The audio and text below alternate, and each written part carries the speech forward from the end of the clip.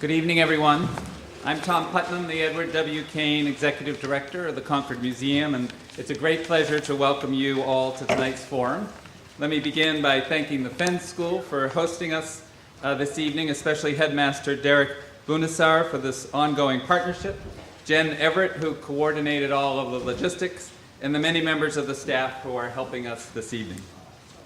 Let me also acknowledge all of our co-sponsors who are listed in your program, and note that the next discussion in this series of community conversations on the life and legacy of Frederick Douglass will be held at the Concord Free Public Library a week from today, featuring historical documents from the library's special collections, including a handwritten letter from Douglass to Helen Thoreau. That letter was written after Frederick Douglass first spoke here in this town on October 12, 1841, as he launched his career as an abolitionist and orator. Douglass wrote he was pleased by the good audience that had come to hear his Concord address, but also informed Helen about his dismay concerning the mobs that turned out for his subsequent appearance in two neighboring towns, noting how certain townsfolk and clergy had sneezed, growled, coughed, and howled like hungry wild beasts upon his arrival, preventing him from speaking. So let me pause and thank all of you for coming here this evening. 178 years later, and Frederick Douglass is still drawing a good crowd here in Concord. And it appears with few growling beasts in our midst. I also wish to recognize and thank members of the Concord Museum's Board of Governors and Trustees, many of whom are here with us this evening.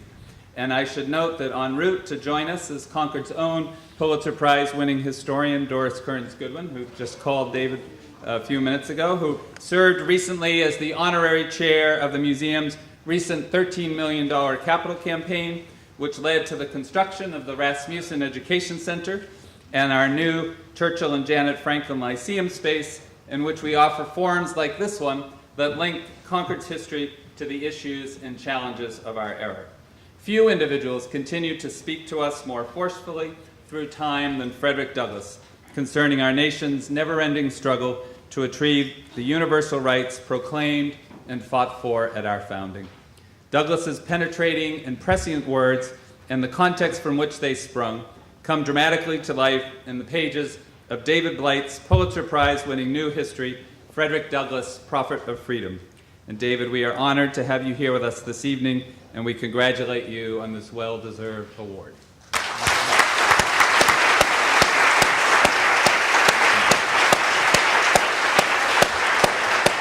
The book will be on sale after the forum, and David has generously agreed to sign your copies. With June just around the corner, I should note that few gifts would say Happy Father's Day better than a signed copy of this biography. The film rights of which have just been optioned by Barack and Michelle Obama in conjunction with Netflix, so stay tuned. In describing Douglass as personifying the fiery focus of a prophet, David Blight quotes the theologian Abraham Heschel, who observed, "The prophet is human, yet he employs notes one octave too high for our ears. He experiences moments that defy our understanding. Often his words begin to burn where conscience ends." Prophets live in the realm of language, a realm in which Douglass flourished, offering words of exhortation, warning, and insight.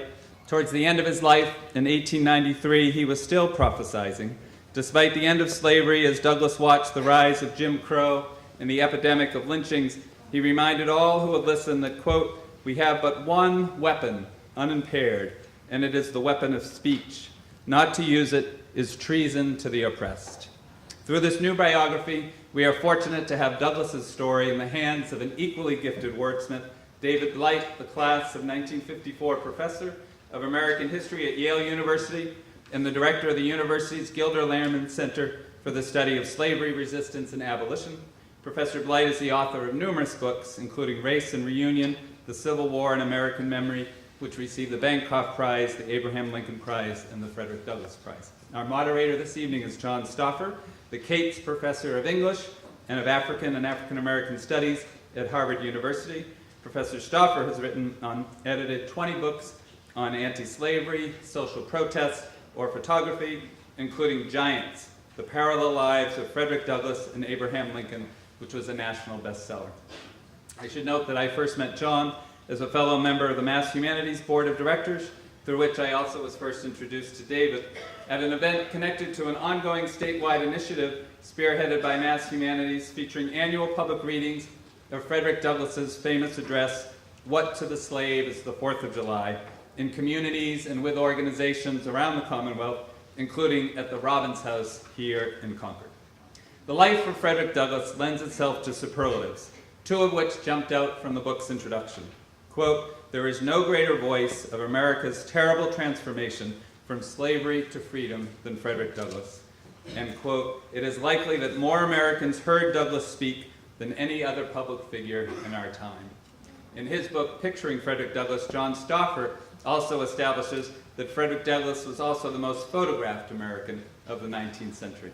There is one area in which Douglass did not take the top prize, but allow me to conclude with this observation and quote from a recent book review by Adam Goodhart, who noted that Frederick Douglass lived to listen to the first phonograph recordings, and in response to that invention, wrote that invention raises the question as to the boundary of the human soul, the dividing line between the finite and the infinite.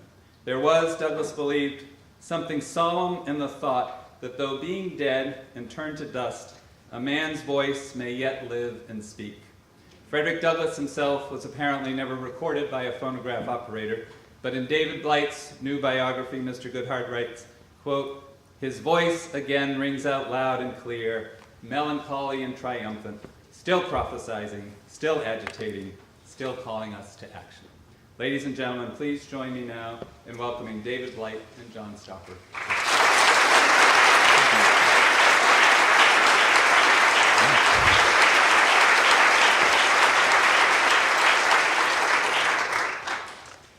So David, why don't we pick up on Frederick Douglass's voice? You say your book, as I emphasized in this Wall Street Journal review, I think is the best by far biography of Douglass, and you shed new light on Douglass in numerous ways. And one of the many things you highlight is that it's a biography of a voice that continually evolves.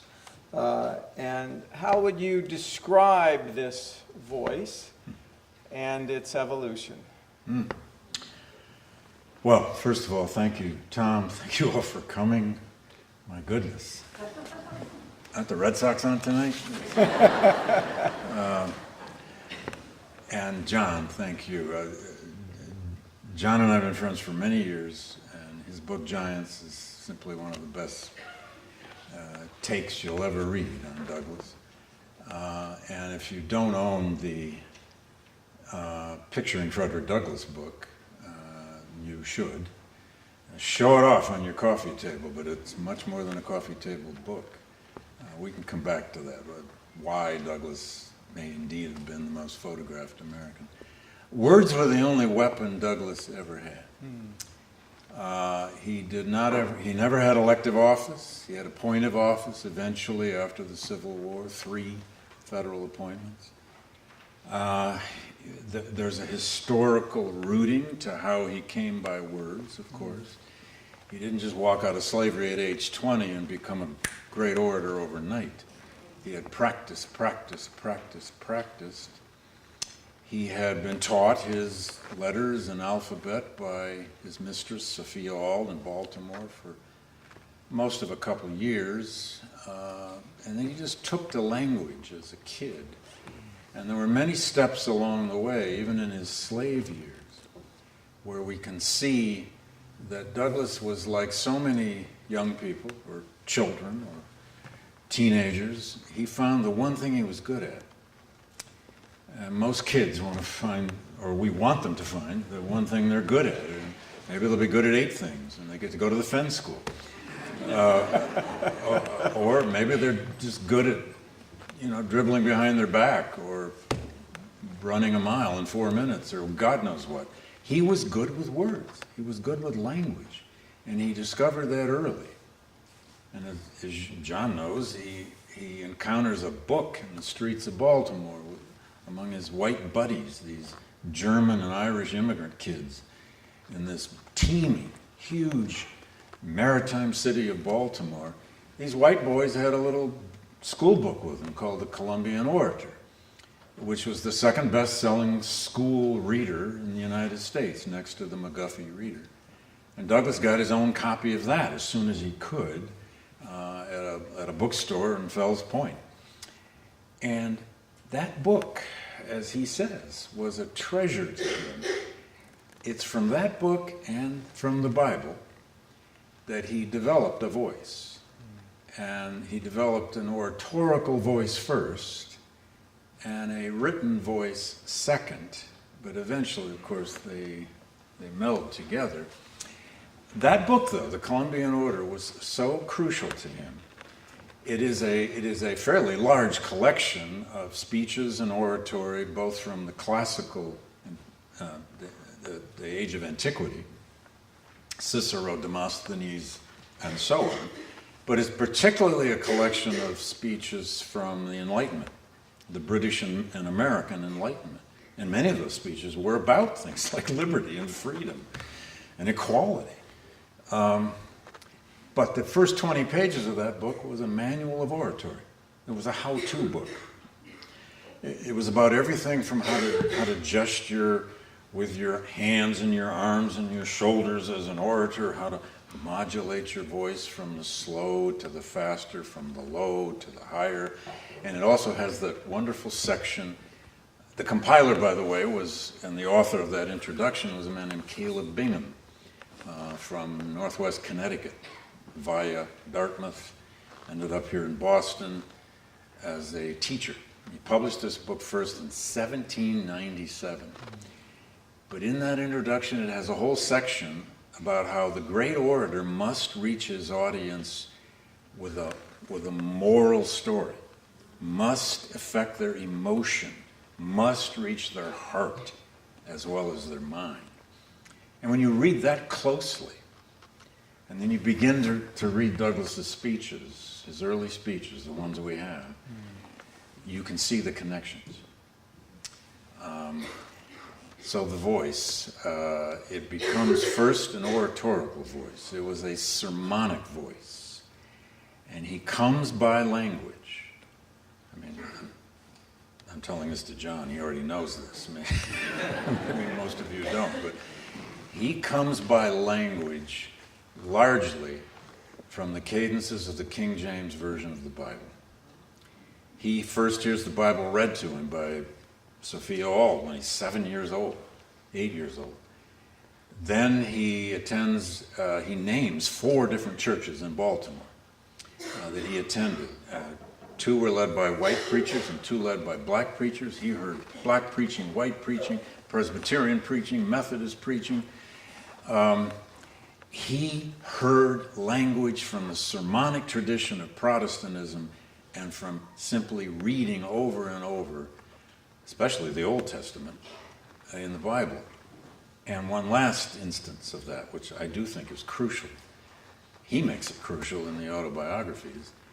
He meets an old preacher in Baltimore whose name was Charles Lawson. When he was about 12 or 13. Lawson was a drayman by day, which meant he drove a cart to make a few bucks to survive. But he was a fanatic about the Bible. And when he found this kid, this 13-year-old kid who could read so well, he latched onto him, according to Douglass, who was our only source for this. But he just latched onto him and made him sit, and for hours and hours and days, he read out loud to what he called Uncle Lawson or Father Lawson, the stories of the Old Testament. Now, did he understand them? No. I mean, do you? I mean, the Old Testament is a confounding array of amazing stories, some of which have a narrative connection and some don't. But it was the Hebrew prophets and their language that got embedded in his head. And the voice that we find in Douglass, first as the orator for those first 3 to 4 years out on the abolitionist circuit, and then as the writer, particularly in the narrative, the first autobiography, and then in the text of so many speeches that we have, is a sermonic voice. And his sense of storytelling is rooted in and sometimes directly based upon the stories of the Hebrew prophets. I think that's the only way to begin to understand how he developed this voice. Now, again, whatever genius is, nobody really knows why and how he became so skilled with language and with finding that metaphor once in a while that just beats you between the eyes to capture a moment in history, a catastrophe, a tragedy, a triumph, whatever, is not always easy to explain. Some of that's from experience, some of that's from the way he came by language, and there are other. And he had mentors too, make no mistake. But it's a language that is first oral and then written. And once he becomes a writer, you've written about this, he was proud of nothing more than that he had become a writer. That he could hold up that narrative and say, I wrote this. This is me. I'm a former slave. In fact, I'm still a fugitive slave. But I wrote this. In fact, he writes a letter to the man who edited this, the first article he ever published. And the letter is in late fall of 1844. He writes to this editor whose name I can't remember. And it's just a short article where he's trying out a little bit of what, and that winter he's going to sit down and write the narrative in Lynn, Massachusetts. In that letter he ends by saying, oh, to write for a book. Because he's on the cusp then of sitting down to write this first autobiography. Oh, to write for a book. And those of you who are authors, remember your first book? Do you remember your first publication? Remember the thrill of holding in your hand something somebody published? I mean, God. I made an altar in my house for my first book. It just, if anybody came into my apartment, that's what they saw.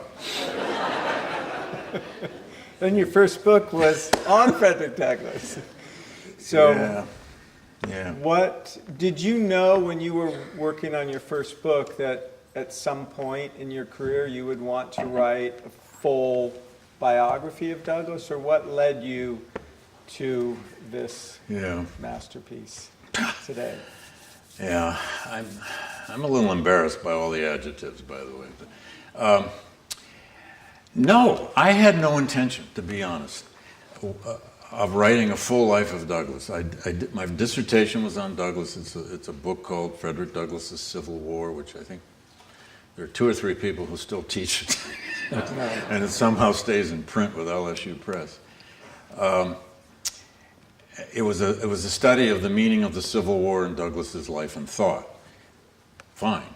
Then I edited an edition of his narrative, and later an edition of the second autobiography, Bondage and Freedom. I wrote essays on Douglass, on this and that. I edited an edition of the Columbian Order in 1997. We got that out in the 200th anniversary of the Columbian Order. By a man, it was a man who lived right around here, who actually contacted me and said, you know that book, Columbian Order? Yeah. Somebody should put it back in print. And I said, yeah, somebody should. He said, I'll give you an original edition. He was a book collector. I'll give you an original edition if you write an introduction and help me find a publisher. So we found a publisher, I wrote an introduction, we put that back in print. But I had Douglass out of my life until 12 years ago, I went to Savannah. This is where John... Out of your life? Do you think that's a little bit of an exaggeration? No, I mean, I had no intention of... Well, Douglass has been in some piece of every other book I've ever written. Right. But only small pieces. I mean, here and there. He comes up here and he comes up there. But 12 years ago, I went to Savannah, Georgia. You might think of all places. To give another talk to middle school and high school teachers, which you've done a lot. And my host was the Georgia Historical Society, and the head of the the GHS said, there's a local collector here in Savannah. He'd like to meet and have lunch. And that day I met the most amazing man. His name is Walter Evans. And if any of you have the book, or if you pick the book up, you'll note that the book is dedicated to Walter and Linda Evans. To make a long story short, his collection is the reason I wrote this new biography. I had no intention of trying to do a full life of Douglass. That was too hard, too daunting. I mean, Douglass's life is long and complicated. But that day, I not only met Walter, he took me over to his house. He owns one of those gorgeous 4 or 5 story brownstones on Jones Street, if you know Savannah, 2 blocks off Forsyth Park. He is an African-American retired surgeon who grew up in segregated Savannah, came north for his higher education, went to the University of Michigan Medical School, practiced in Detroit as a general surgeon for well over 30 years. And, you know, surgeons do well. But Walter plowed his resources and his fortune into collecting African-American rare books, manuscripts, and art. And he has one of the finest private collections of African-American art anywhere in the world. And they built a whole wing on a museum in Savannah with his name on it. But that day I saw his Douglass collection, which he had purchased primarily, most of it from one other collector. If any of you are collectors, you know that world. It's an eccentric world. They buy from each other. The core of that collection, though, and the reason I did the book, the core of that collection are about 10 very large Douglass family scrapbooks that were kept by primarily by 2 of Douglass's 3 surviving sons. His daughter may have had a little hand in it. And they kept these scrapbooks over the last 30, actually maybe 35 years of their father's life. They're massive, they're huge. They include thousands of newspaper clippings, lots of family letters, photographs, and other kinds of documents that particularly opened up a window onto the last third of Douglass's life. He's born in 1818, but he's going to live all the way to 1895. So the 30 years after the Civil War, the aging Douglass, the older Douglass, the patriarch Douglass, the political insider Douglass, the Douglass who was a patriarch of a huge extended family of 4 surviving adult children, 21 grandchildren, a variety of fictive siblings and other hangers-on who were always around Douglass. This collection opened up a window onto that part of his life like we'd never had before. I wasn't the first to see the collection, but I was the first to use it. And now a number of other Douglass scholars have made the pilgrimage to Savannah and to Walter's dining room to use that collection. I didn't immediately decide to do this. You know, it wasn't some sort of moment of destiny or some nonsense. I was daunted by it. It took me months to decide, basically, that if I didn't do this biography, somebody else was. So, and he's sitting right here, I think. And I'd be interviewing him, and it'd be great fun, and I'd be thrilled. And maybe I'd be writing a biography of Charles Sumner, which we need to ask him about. But anyway, that collection is the reason I did this biography, and Walter has become a dear friend. I'm doing an event with him in June 2nd at the National Gallery in Washington, where they have an exhibition on Mr. D, but he's lent them about 5 of these scrapbooks that are part of the exhibition. And in case you're wondering, yes, it's still all in his house, and no, it shouldn't be. And the Beinecke Library at Yale has already made him one extraordinary offer for it, and they're back in negotiation again. I'm still hoping and praying it'll be sold to the great Beinecke Library at Yale. But they made him an offer about 5 years ago, and he claimed it was worth more than they offered. which is the way collectors think.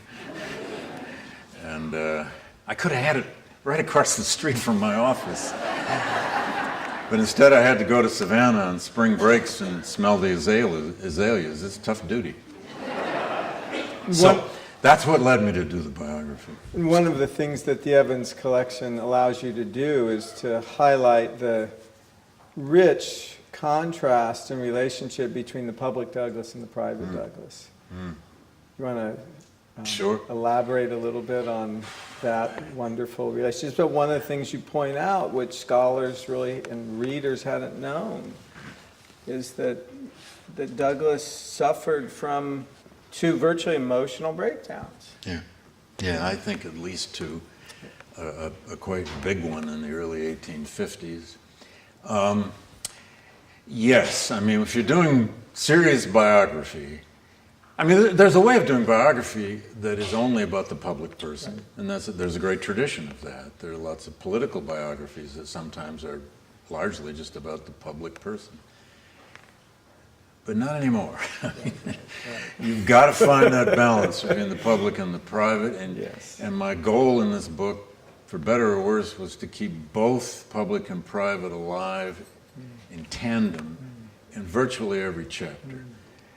Because that's the way we live life. Right. It's the way anyone, you don't live just your public life every day. You have to live the other part of, and you don't live just your private life every day if you're a public person. So, yes, the Evans collection gave me all kinds of avenues and paths into that, especially his extended family. For example, I mean, there's so many things in that collection I could highlight, but we'd always had a document called My Mother as I Recall Her, which was a narrative. It's a beautiful narrative that their daughter, Rosetta, wrote about her mother, Anna Murray Douglass. Douglass's first wife, 44 years, a very complicated but terribly important relationship in his life. But it's so difficult to get at Anna because she remained largely illiterate all of her life. She kept account books. The woman could count the money, make no mistake. But she did not read or write. So it's very hard to get at her personality, her life.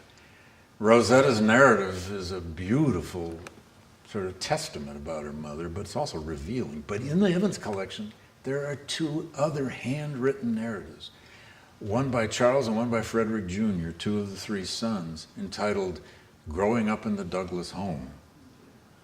They're handwritten. They're just sitting in the scrapbooks, 8 or 10 pages. But they're wonderful. They're very revealing about their just kind of awestruck adoration of their father and their mother. But also it shows us how very different Douglass and Anna were. The breakdowns, he has a, I don't know what else you can call it, but a nervous breakdown in about 1851, 52. That comes less from the Evans collection than it actually does from Julia Griffith's letters. Julia Griffith was an English woman who Douglass met in England when he spent 18 months in Ireland, Scotland, and Britain in 1845 to 47. She was about 3 years older. She was a very well-educated, very well-read woman from a serious abolitionist family. She wrote a song about Douglass called Farewell to Douglass before he left England. But she came over and stayed for 6 years with the Douglass family, or at least part of those 6 years with the Douglass family. And most of what we know about his nervous breakdown comes in her letters to Gerrit Smith and others. But also he admitted that he was incapacitated in his newspaper. Several times in his newspaper, the North Star, it says, I cannot edit the paper this month. Julia Griffiths will be editing it. I am bedridden. She describes him for a month bedridden and unable to move his limbs in a kind of paralytic state. She describes him as suicidal at one point and all sorts of other descriptions. On the other hand, you have to be a good historian and a skeptic at times, because often those are letters she's writing to Gerrit Smith where she's trying to raise money for Mr. D's household and newspaper. In fact, Julia Griffiths kept that newspaper alive, edited it at times, and indeed even purchased the mortgage on his house. But Douglass, at that point, and this is what I argue in the book, was the self-made man who couldn't provide for his family. From 1841 to 1877, from the moment Douglass quit his jobs working in New Bedford where he worked with his hands, he's only 23, to 1877, when he got his first federal appointment from Rutherford Hayes, he never made a dime in his life by any means except his voice and his pen. And his British benefactors who sent him money once in a while, and Gerrit Smith, the upstate New York wealthy abolitionist. So this was a constant struggle. And they had 5 children at that point. The youngest daughter, Annie, will die at age 11. He has another breakdown later in life when Anna died. Anna dies in 1882 after a long illness and strokes. And by any measure, he came apart. He went up to Poland Springs, Maine, the place where we get the water bottles. Or do we? I don't know. Does that water come from there? Anyway, we can just hope it doesn't come from Flint. I grew up in Flint, so I'm allowed a bad Flint joke. You aren't. But he went up to Poland Springs and stayed either in a resort hotel or possibly with a farm. I couldn't figure that out. And for about 2 months, he just stayed there by himself. But he did write some letters back to Rosetta, his daughter, and one of the sons, which are very revealing. He really came apart at that point. And there may have been other times. The pressures, the stress, the incessant travel of this ubiquitous, itinerant lecturer, always trying to keep his newspaper alive, and hope that he would get paid $100 for a lecture wherever he went. Backbreaking lecture tours on sooty railroads and terrible stagecoaches in the back of carriages and on horseback.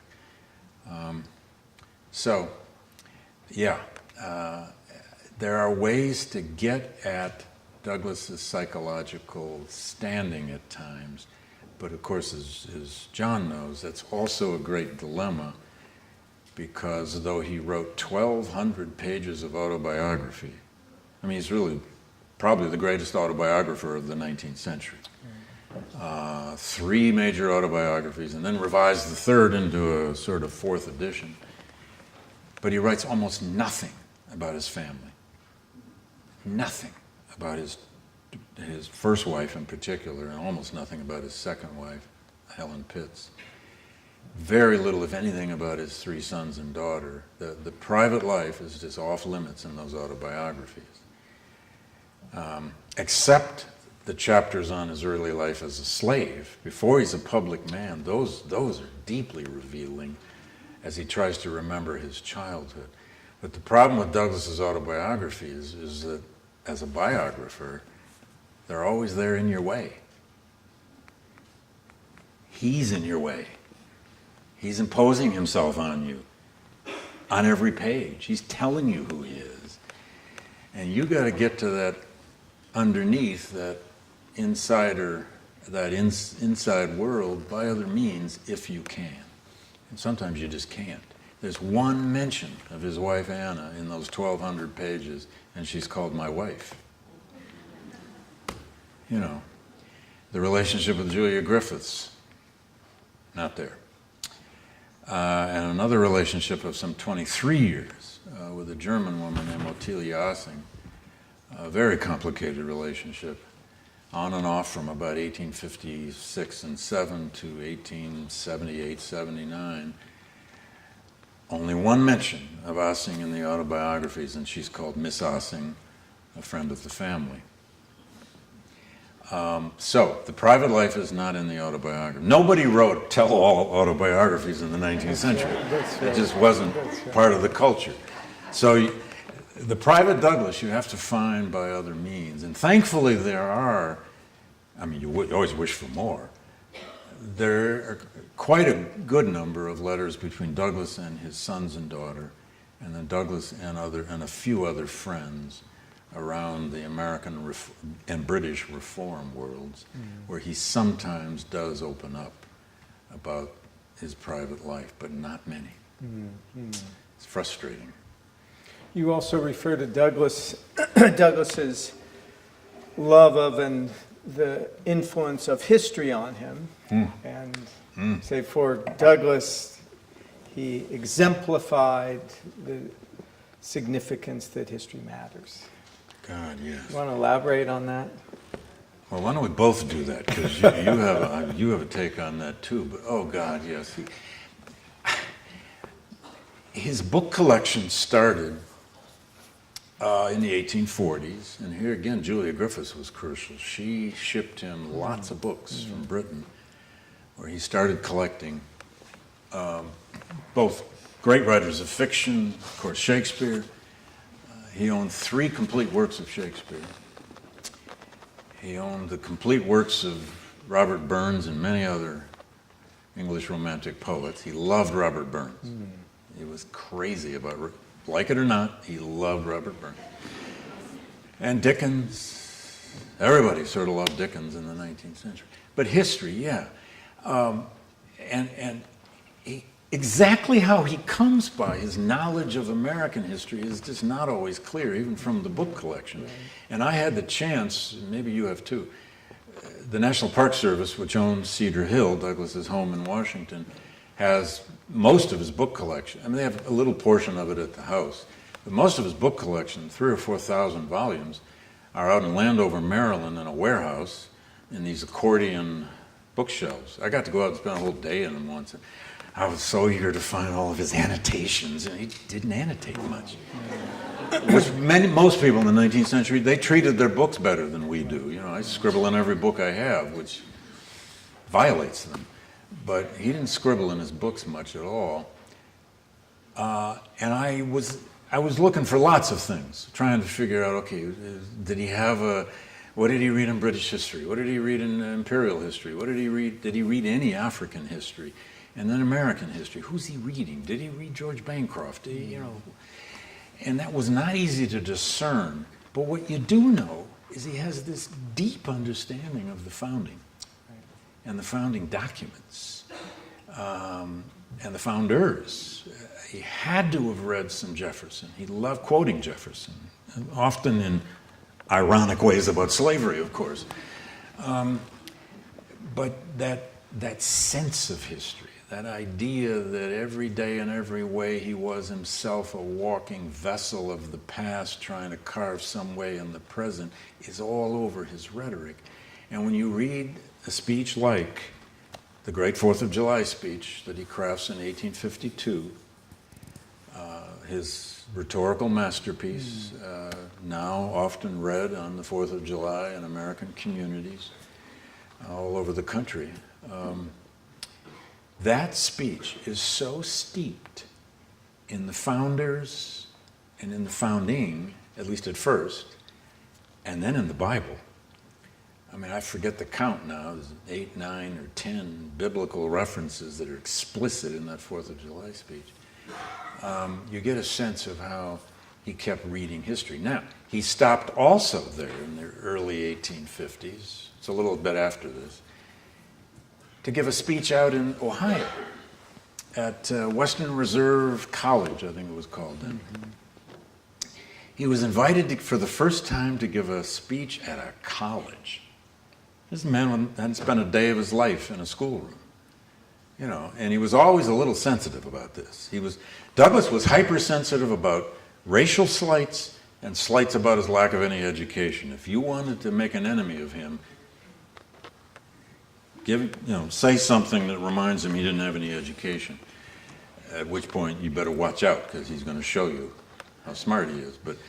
But he goes out to Case Western College and gave a speech called The Negro Ethnologically Considered, which is this amazing, it's a very formal text, but he went and read all that so-called natural science, which was really the racial sciences. Agassiz at Harvard and others from the 1830s, 40s, and 50s who had fashioned all these theories of polygenesis, the separate origins of the races, the black race meant for labor and the white race meant for intellectual endeavor, and on and on and on and on and on. And he exploded it. It reads like a modern, text on how race is a social construction. And this was 1854, 53? 54. 54. So he went and read all that racial science, as it was often called. And then one last example here. After the war, I think it's 1869, Douglass has to have he believes he has to have a new speech every winter to take on the road. Because this is the Reconstruction years. He has no job. He tries a new newspaper in D.C. for 3 years, the New National Era. It was actually an amazing paper that his two sons really ran. They were the printers. He was the editor. He lost about $10,000 on that paper because it folded. But he had to go on the road for months at a time. And he got invited everywhere to give speeches to make a living. And he said, I have to have a new speech this winter. I got to do something new. I can't just do the self-made man speech. I can't just do my John Brown eulogy. I can't do another Lincoln eulogy. They've heard all that out in Ohio. So he decided he was going to read a lot of European history. Because, how do you show your chops as an intellectual? Learn more European history. And he wrote a dud. It's the speech on William of Orange. Yeah. The Dutch monarch who helped usher the Netherlands into democracy. It's actually quite a story. But God, Mr. D. And anyway, this long 28-page text. It's very formal about William of Orange. Now, most Americans never heard of William of Orange. And he takes that on the road for most of that season, and it really wasn't working. Right. And one of my favorite moments, this was in a clipping in the Evans collection. He's in Iowa City, Iowa. I remember this. I'm not making this up. He's in Iowa City, Iowa. He's in a train station, sitting, waiting for a train and probably looking like death wormed over. He's been on the road for weeks on end, and a reporter comes up to him. And by the way, the family hired a clipping service so that everywhere he went, clippings would come back. I didn't even know there were clipping services. Someone had one. And it was called the American Bureau. So a clipping comes back from this reporter who was from a Milwaukee newspaper, but press followed Douglass. He was a story. Anyway, the reporter asked him about last night's speech and said, Mr. Douglass, you didn't seem to be yourself last night. You just didn't seem to have the old fire. And which was his way of saying, what the hell were you talking about William of Orange for?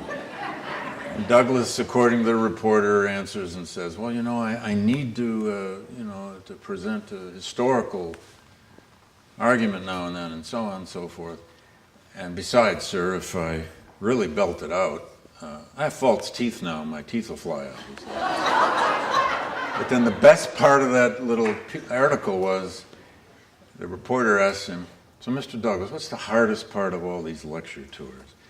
And according to the reporter, he answered and said, having to talk to people like you. I thought, yes, that sounded so real and honest. I don't know if it was true. The guy might have made it all up, but I used it. But he thought he had to have this. As it turns out, there's history in almost all of his great speeches, whether he's talking about colonization, emigration, lynching, violence, the Reconstruction Acts, America's origins. What is America? This was one of his skills when he came to this idea. So what is this thing called America? He would take you through its history. In fact, the 4th of July speech the whole middle movement of the 4th of July speech, about 12 pages of it, to me it's like a symphony in 3 movements, even though I know symphonies are supposed to have 4. His had 3. The whole middle movement of that 4th of July speech is a historical litany of all the evils, from the whole of a slave ship through to slave auctions to the domestic slave trade. It's this litany of horror that he takes you through historically. It's like a hailstorm. He can't know that without a pretty deep reading of this history, such as it was, such as it had been published in the middle of the 19th century. And Douglass loved that role of declaring something historical, you know, of naming something historic. He loved to have that role, or naming a person as historic. And no doubt thought of himself that way. 2 of the figures that you've already mentioned that he saw, especially after the war, as historical are John Brown and Lincoln. You want to elaborate a little bit about... Well, I could do Lincoln, you could do Brown. John collected this amazing collection of documents about the memory of John Brown. Yeah, his John Brown and Lincoln eulogy speeches are all by themselves an interesting study. He basically, after Lincoln died, after Lincoln's martyrdom, he essentially fashioned 3 different Lincolns over the course of the rest of his life. 3 quite different Lincolns for different audiences at different times, which is what we do with Lincoln, isn't it? What Lincoln do you need on Wednesday? Dial him up. And people are doing that with Douglass now. Let's see, we need a radical Douglass. Dial him up for Friday. And I won't go into all the 3 different Lincolns, except I think his second greatest speech after 4th of July. I agree. Well, we've had this all Douglass scholars have, the top 5, and the top 3. I agree. And it's good for business if we disagree. But it's the Freedmen's Memorial speech dedicating the statue in Washington in April 1876. It's the standing Lincoln and the kneeling slave, and the slave is breaking his chains, and Lincoln is holding the Emancipation Proclamation. Douglass was the orator that day, dedicating that monument. That speech is absolutely a brilliant piece of rhetoric because of what it gives and then takes and then gives back. There he declares Lincoln the white man's president. Thoroughly the white man's president, he says. He was your president. We are only his stepchildren. Yes, my fellow white Americans, whites, you are his children. we are. I and my people are only his stepchildren. And he repeats the word stepchildren 2 more times as a refrain. And he had the most remarkable audience that day. Not only did he have a huge crowd, he had the President, Grant's cabinet, members of the Supreme Court, and members of Congress. He had the whole government in front of him. And he didn't miss the chance. He could have done just a little celebratory throwaway speech. Isn't it an interesting statue? And wasn't Lincoln a great man? And he freed us, yay. No way. Because then in the second half of the speech, and it's not a long one, he nevertheless acknowledges that Lincoln's caution that he has just chastised in the first part of the speech and had chastised the first part of the war, he says in the second half of the speech, but Lincoln's caution, his gradual approach there during the war, it's probably the only way it could have been done. And he says, our freedom came under his rule and in due time. And that becomes the second refrain of the speech. It's a work of genius. And he didn't like the statue, the kneeling slave and all that aesthetic. He didn't like that at all. But he did not miss the chance. But then he invents a whole different Lincoln in 1893. in a speech to the Republican Club, Brooklyn, New York, standing underneath a giant portrait of Lincoln. In that speech, he became the black man's president, and the greatest human being who ever walked the earth, and it just depended on the audience. But John Brown, he after Brown's hanging, you take that one. He invented several John Browns. Yeah, he did invent. His relationship with John Brown is one of the most vexed relationships there is. On the one hand, Douglass was a close friend of John Brown. Right. In fact, when he first meets him, he writes Garrett Smith and publishes in his newspaper and says, "I met with John Brown, and although a white man, he is so much an abolitionist. He's on fire in his quest to destroy slavery that he is, in effect, a black man." Yeah. John Brown, shortly before he raids Harper's Ferry with an interracial army of 16 whites and 5 blacks, asked Douglass to Chambersburg, Pennsylvania, and wants Douglass to go on the Harper's Ferry raid and be his right-hand man. And Douglass says, "You're entering a steel trap. According to memory, you're going to die. I don't want to die." Yeah. He doesn't go.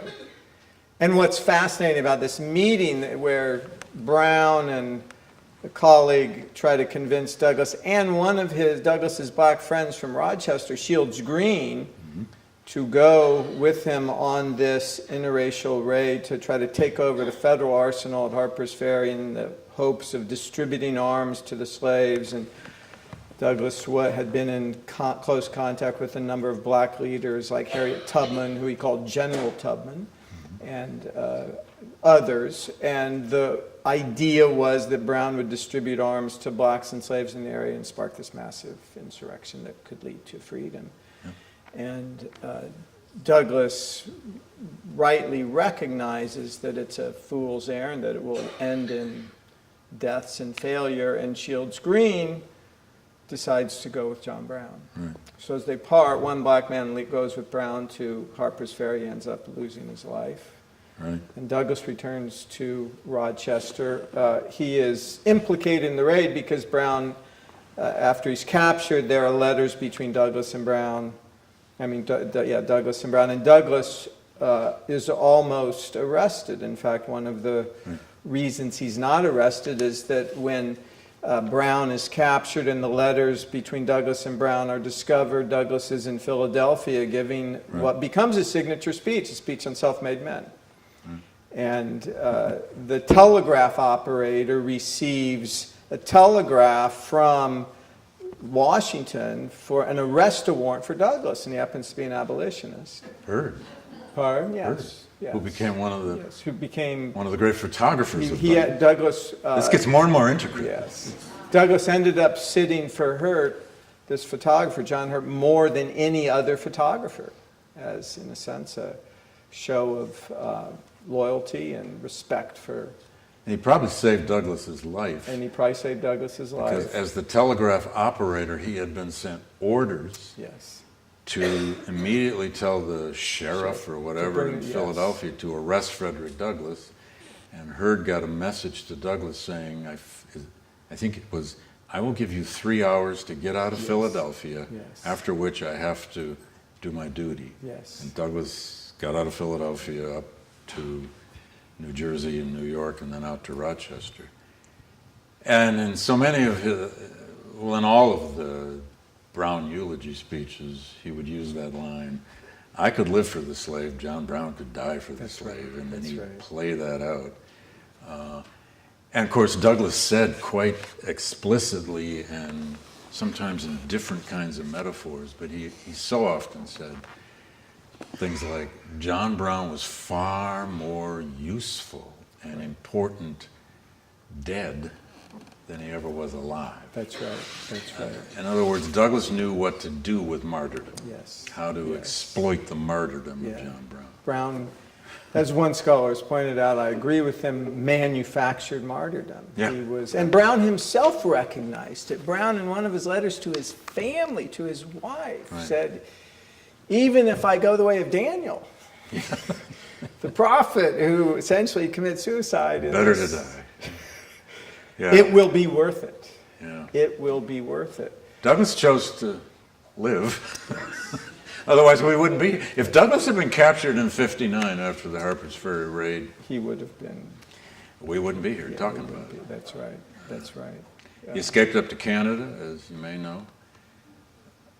They say no more than 20, he said no more than 24 hours ahead of federal marshals. Right. He stayed about almost 3 weeks in Niagara Falls, where he actually wrote some editorials for his paper and sent them across the river back to Rochester. Rochester's only 15 miles away. He was still trying to keep in touch with things, and then he realized he can't go back. He'll be arrested and probably hanged. So he goes back to Britain, out to St. Lawrence, and not knowing if he could ever come back to America. He came back 6-7 months later because his daughter Annie died in a diphtheria epidemic in March of 1860. And when he got the message that Annie had died, he took a ship home, came back in through Canada to be safe. And the fact that he wasn't arrested and prosecuted had everything to do with the politics of the election of 1860. Right. Because nobody wanted any more martyrdoms by the summer of 1860. And the chairman of the commission investigating the Harper's Ferry raid was none other than Jefferson Davis. And the Democratic Party was about to have its convention. So they weren't going to have any more arrests. And but Douglass didn't really know that yet. And he laid low the summer of 1860 until it looked safe to go out on the circuit. And then he went out and mostly campaigned for Lincoln. So anyways, the details are fun in history, in case you didn't know. I think they met 11 times by my count, Douglass and Brown. Yeah. They did have a pretty deep relationship. But they always had arguments. Oh yeah. More about means, about how, Strategy. what's the most Yeah. effective way of abolishing this scourge Yeah. that is blanketing the land, not just of slavery, but of racism, which is so intertwined with slavery. Yeah. One more question, and we'll open it up to you, and then we'll open up for questions from all of you. Sure. As you point out, you highlight Douglass's signature speech was a speech on self-made man, and Douglass himself was arguably, certainly the most significant self-made African American, arguably the emblem of self-making in the United States. You highlight that the idea of self-making and of self-made man or self-made women is a very vexed term, especially now. It's often used by conservatives. Oh yeah. And it's the speech that Douglass gives as much or more than any other single speech over the course of his career. Yep. So what does Douglass mean by self-making? Does, as so many other things in Douglass's life, does his understanding of self-making evolve as his speech evolves? Oh yeah. Oh God, great question, and I'll take it this way. We think he first gave the self-made man, or variation of the self-made man speech in 1859, but it becomes a staple, especially of his lecturing after the Civil War. It fits much more the Reconstruction Gilded Age. He actually carried a text of that speech with him on the road. Even if he was going to give some other speech, he always had it with him just in case. The audience wanted self-made man. Yeah, okay, I'll do it again. Sing the old song, make him feel good again. First of all, I used to not like that speech. Self-made man speech. But I don't think I understood it until this time through, and rereading it and rereading it and rereading it. He exalts certain famous Americans and famous people from elsewhere. Actually, I did a study of all the name dropping in that speech. It's in a footnote. If you don't read the footnotes, you'll never see this. But it's a cool footnote. Check it out. I went through, and this is a long speech, and it's full of lots of references of people. Well, as usual, number one was the Bible, and certain prophets and certain biblical figures. Number two, Shakespeare. This was always the way it was with Douglass. His references were always first the Bible, then Shakespeare. He could throw off Shakespeare lines. Most Americans in the 19th century who were readers could throw off Shakespeare lines all the time. We throw them off now and don't even know we're using Shakespeare. Third was Robert Burns. 3 times in the Self-Made Man speech, he lands on Burns and some line from Burns. And he loved Burns in part because Burns was this poor boy. He was this poor kid. Poor farmer. Poor farmer from the the terrible soil of Scotland, who just became a genius with words and romance, and like him or not. And then Lincoln, who got 3 along with Burns, and then a long string of names that all got one mention throughout. I'm not sure what I was doing with that, except to show that, as usual, it's Bible, Shakespeare, Burns. But what he really means in that speech, and go read it, folks, you can pull it up online, is ambition, will, the strength of the will to be known as the will to act, the will to be known as the will to write your... Robert Burns wrote his way into history. It's one of the reasons he loved him. Lincoln? We know Lincoln because he was president and during the Civil War. But we know Lincoln through his words. Mm-hmm. And Douglass loved Lincoln's words. Could recite whole paragraphs of the second inaugural, just in speeches. It's like he had memorized the second inaugural. And in the Self-Made Man speech, yes, it is about he quotes Emerson. He quotes Emerson directly from the famous essay, Self-Reliance. Actually, he quotes Emerson twice. Emerson gets 2 in the Self-Made Man speech. He's ahead of all those guys with 1. But it was, and this idea of Emerson's that some people then become representative people. They become representatives of their culture, of their nation, of their place, and so on. And he probably would have said of their race, although I don't know that he said it in that speech. So it's a little bit like, a lot of people have wanted to hate the Self-Reliance essay by Emerson. I always tell my students, I read Emerson's Self-Reliance at least once or twice a year just because it gives me a boost. Do you keep some things by your bed like that?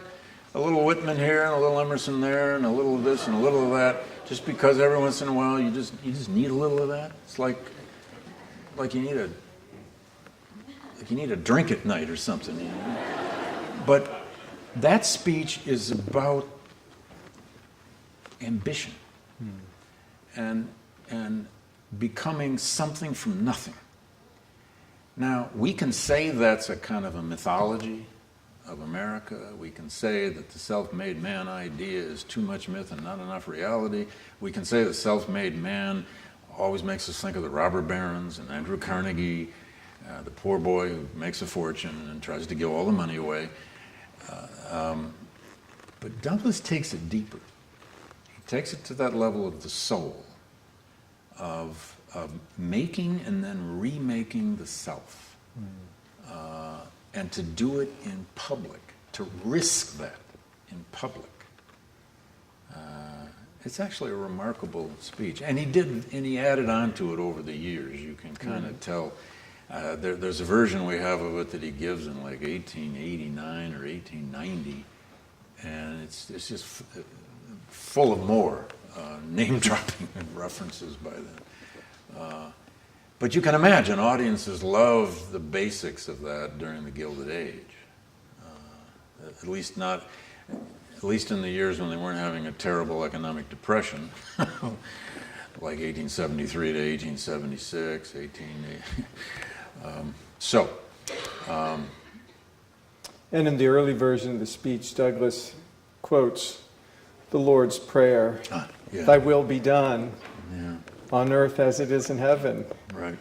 And that The self-made man needs to heed Absolutely. that prayer. And the self-made man, Douglass is essentially admitting, is never truly self-made. That's right. And can't be. And by the way, he wasn't, in many ways, self-made. If it weren't for his grandmother, if it weren't for Anna, if it weren't for Julia Griffiths, if it weren't for a lot of people in his life, and he knew that, there'd be no Frederick Douglass. Mm. There are all kinds of people that helped make him, and many of them were women. It also has a lot to do. This is so interesting. He has such a vexed relationship with his sons, and his daughter, for that matter. They had after the war, two of his sons were in the 54th Massachusetts, the famous Black Regiment. One of them, Lewis, the oldest, was very badly wounded at Fort Wagner, and never could have children because of those wounds. Spent a long time convalescing. The other son, Charles, caught all kinds of sicknesses and never really did see combat. The third son, Frederick Jr., went to the Deep South in the Mississippi Valley to be a recruiter. And Rosetta, the daughter, married a fugitive slave black soldier who turned out to be a bad marriage, to say the least. A guy named Nathan Sprague, with whom she had 7 babies in 13 years, and he was a ne'er-do-well. But the whole family went to war. But after the war, his sons had a devil of a time making independent livings. And there are a lot of reasons for that I try my best to develop in the book. But Douglass is out often preaching self-reliance, especially to black audiences. He's preached that all the time. And then you got him writing a letter to one of his sons, if not the next day, the next week, saying, "My God, couldn't you keep this job? I helped you get it, as a clerk in the State Department or as whatever." His sons really struggled, especially the 2 younger ones, and were absolutely dependent on their father for financial support the rest of their lives. And we have the account books. You can tell. In fact, in the Evans collection, there are new account books that don't exist anywhere. The account books tell an amazing story of how much Douglass had to stay on the road to raise the money to support his 4 children, 21 grandchildren, and a whole bunch of other people who were always at his feet. So that self-made man speech has a lot of irony in it when you think about the struggles his kids are having. But we should hear from you, I think. And there are microphones The up here. microphones are on, waiting for your voice.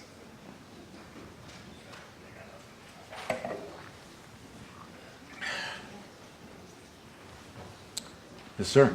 So my question is about the Black O'Donnell. I read your book shortly before traveling to Ireland, where I was doing a civil rights walk across the country. And I thought about Douglass a lot during that time because he was in Ireland right at the height of the start of the famine. At the beginning of the famine. At the beginning of the famine, right. 1845, 46. 50 speeches he gave there, but there's no mention about the famine. Oh. And considering that, poor child coming from slavery where food was very scarce in his life, it's kind of funny that there would be no mention of it. Well, I think the truth is he didn't see the famine at its worst. He saw only the beginnings. He did say that he saw poverty, he saw starvation in ways he had never seen in slavery in America. However, he also resisted the analogy of Irish poverty to American slavery. In public, he did this. He was challenged a couple of times, or probably more than a couple of times. Isn't this situation in Ireland, isn't the Irish situation with the British worse than American slavery? And Douglass would say, "Oh, no, you don't. Slavery is still slavery." he did see, he even described seeing dead bodies in front of huts who had starved. But then he leaves Ireland. He was only 4 months in Ireland, although he loved Ireland.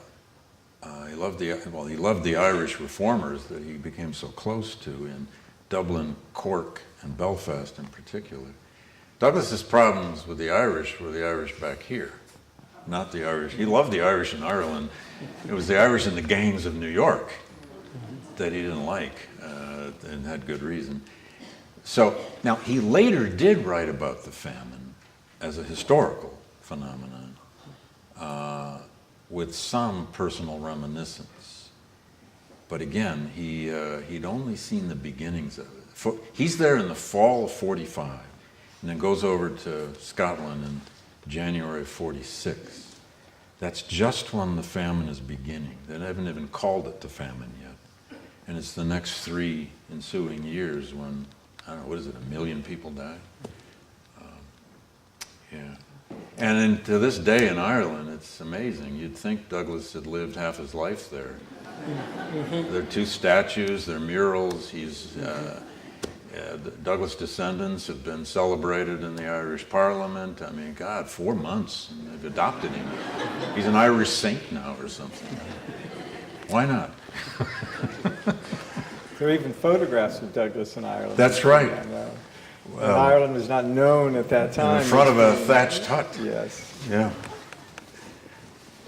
I'm wondering if each of you could speak to the question of inspirational, personal inspiration.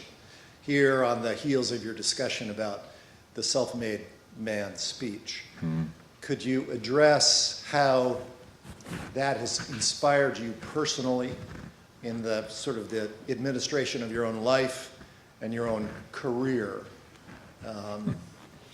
writ large? You want to go first? You don't have to. Yeah, I will. I need a moment to think on that. I can draw on what David has emphasized as Douglass is a prophet of freedom, and particularly a prophet of freedom both through his own faith and understanding of Scripture, but also through words. One of the 2 central experiences in my upbringing is that K through 12, I was in 9 different schools. I grew up in Iowa, Nebraska, and North Dakota, mostly small, and by Boston standards, certainly small towns.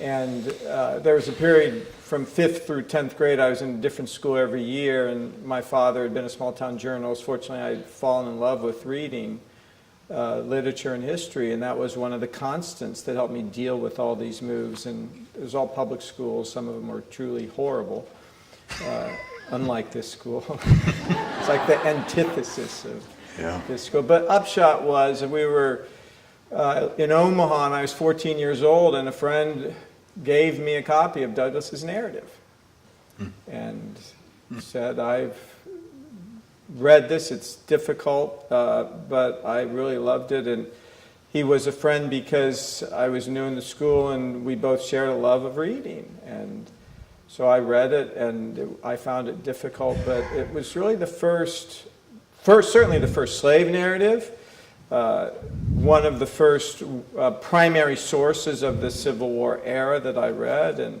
when I got through it, I found it immensely inspiring. In fact, reread it, and I wanted to know what else is there in this era that I can read.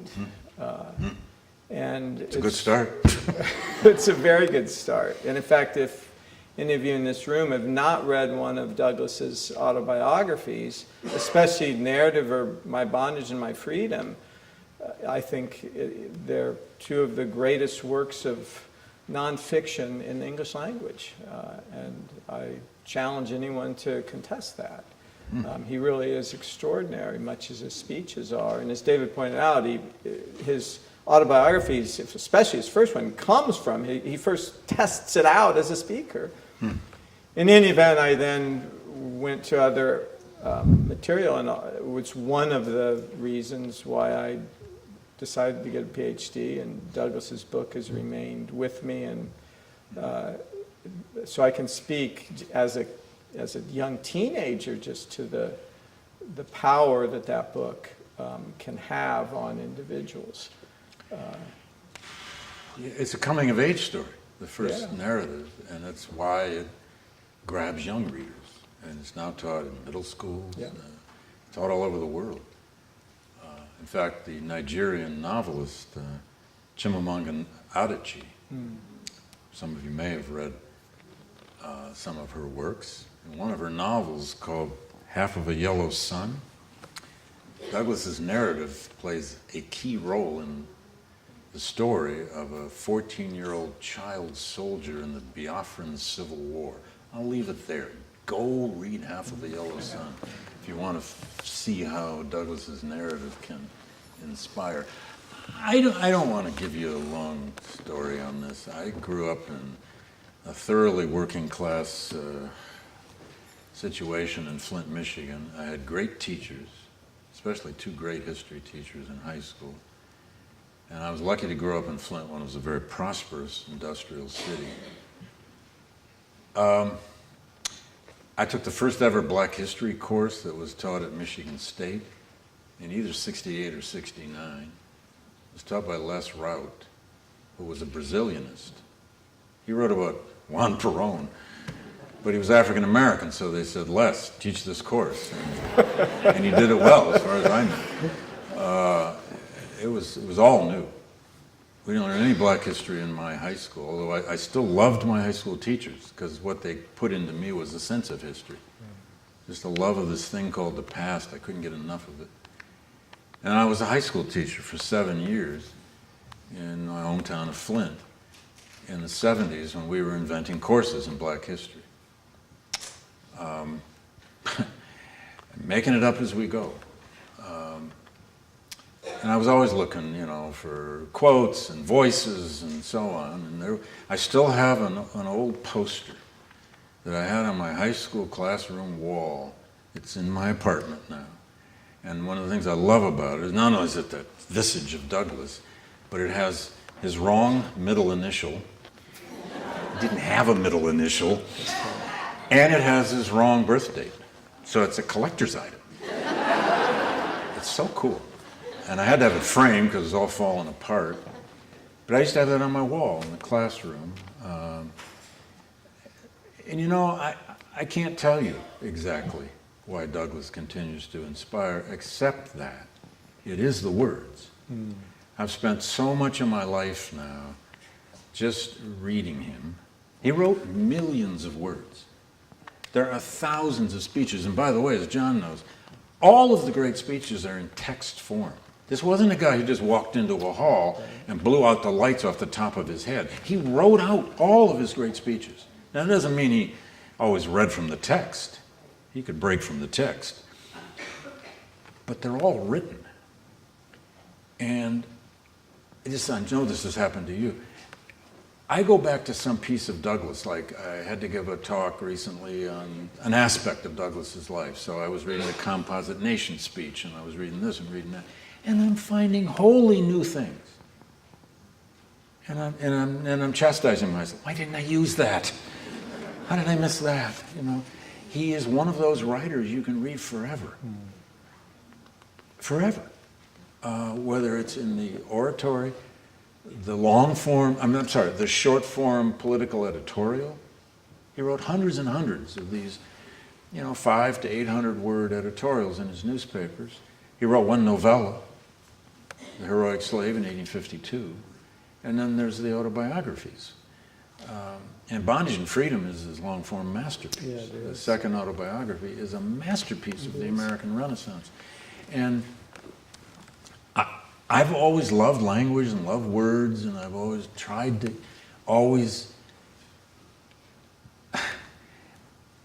improve as a writer, trying to become as a writer. And I don't necessarily model Douglass's writing because he used too many adjectives. He's a 19th century writer. Right. He'd load up a sentence with 8 adjectives sometimes. We can't get away with that now. And we shouldn't. And he could be very florid at times. His writing voice was often that oratorical voice. On the other hand, he could write terse political Yes.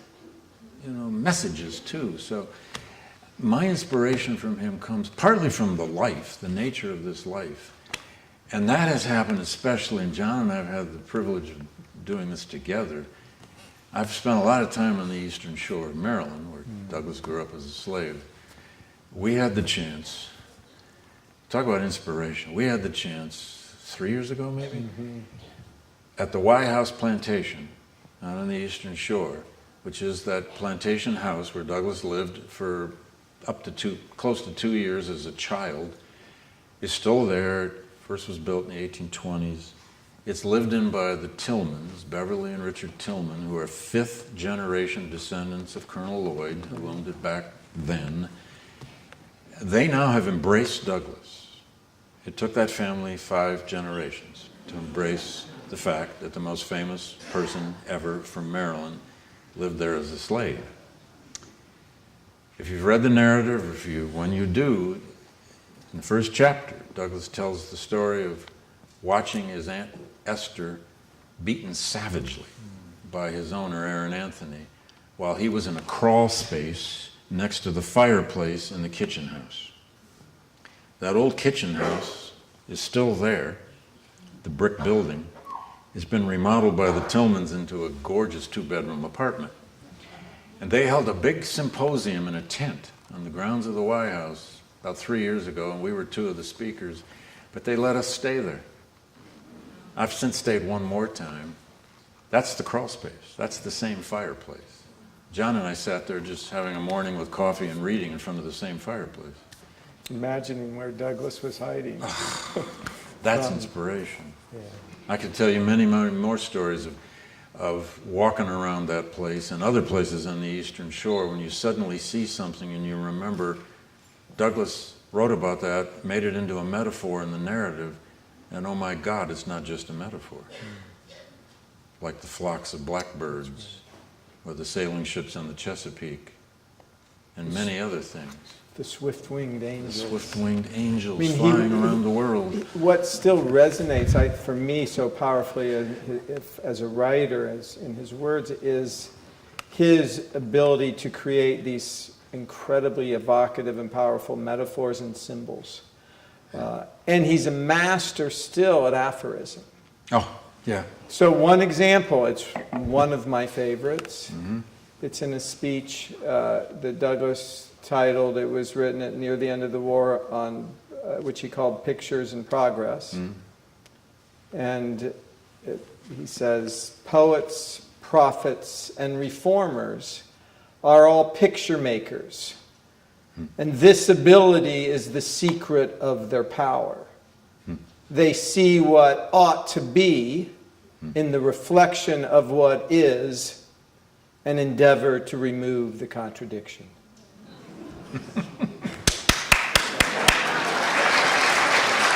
Great. Whoa. It's just one of many. I mean, that's Douglass. Or he could be very terse, too. Yes, he could. Like the one where he said, why does a slave catcher fear having his throat cut? It is because he deserves to have it cut. That's Anyway, yes, ma'am. Sorry. One last question. Oh, dear. Okay, go ahead. Hi. So this is a question for both of you. I was wondering how, after studying so many huge historical black figures, how your relationship to race has changed and how you think of race as to white men. How do you think about, what's the last part? Your relationship to race as to white men has changed based on your study, your in-depth study of historical black figures. Okay.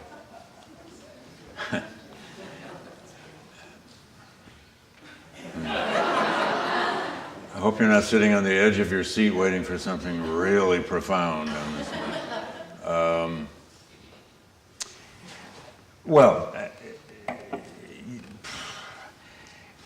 it isn't just because of Douglass. If you entered the field of African American history and the study of race and race relations decades ago, as I did, and a few decades ago, as John did, it can't help but affect you. I got interested in black history and race because it is just so central to America. I mean, I came of age in the late 60s, early 70s. You know, second Reconstruction, well, what was the first? How did you not get interested in this? And I've also had many heroes and mentors, both white and black, I could name lots of them, who taught me, showed me, they actually showed it more than they taught it, that the whole purpose of knowledge, scholarship, and learning is to cross every border you can find. The border might be gender, the border might be race, the border might be nationality, the border might be all kinds of things. But our purpose is to cross those borders and learn about people other than ourselves. One of my mentors, though was short-lived, was Nathan Huggins, great African-American historian, taught at Harvard till 1989, and hired me. He had the courage to hire me there for a couple of years. I looked him up in Who's Who when he died because I wrote a retrospective on him.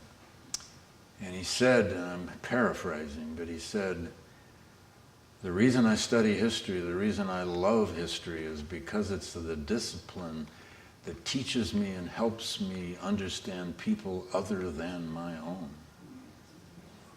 And Nathan was the son of a black American railroad worker and a Polish Jewish immigrant mother. He was black, and he wrote some of the great works of African American history in the 60s and 70s. But he just exuded, and so did many others, like John Hope Franklin, this idea that black history is American history, and it's at the center of our story. So go learn it and go do it.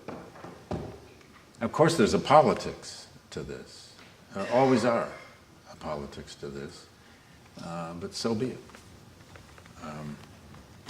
And I think it's foundational. It's to understand the power of racism and the extraordinary role it plays, the way that it, in many respects, shapes American society in the way that class shapes British society. You know, in England, if you're born and bred in England, you can identify people by their accent. You know, there's upper, middle, and lower, or upper, middle, upper, and lower middle. Because there are 9 classes, and they're Brits who I know. It's like I can tell you which class they're in by their accent. Yeah. And when you read African American literature, and first of all, the influence of African American voices on American literature, it's almost I don't think it's very difficult to separate African American literature from American literature. The two are they're inseparable. They are absolutely inseparable. And to understand the extraordinary power and role of race in the United States, the first place to start is to read African American voices, because they highlight that, they shed light on the way in which it manifests and permeates American culture and American life in ways that a lot of other writers don't, even though many have been influenced by them. So, I would just end by saying that African American literature, African American writing, whether it's Douglass or Toni Morrison, or name your favorite writer, is inseparable from American literature, from American culture. Douglass once called racism, actually he used the term prejudice. They didn't have the word racism in the 19th century, but he once called racism a diseased imagination. Please join me in thanking David and John for